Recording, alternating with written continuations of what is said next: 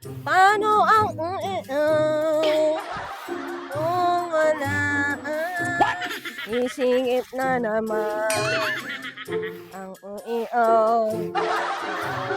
alot alang dugsol ang ano ang paano naman papa.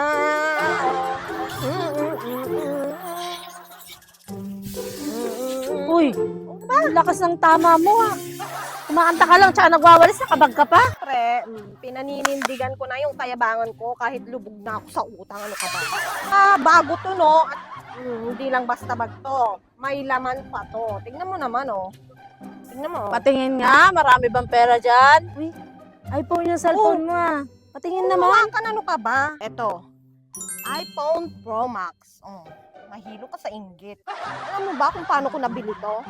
5 pangalan lang naman ang pinarilis ko sa ASA para lang mabili yan, no? At least may napundar kahit na mayabang, no?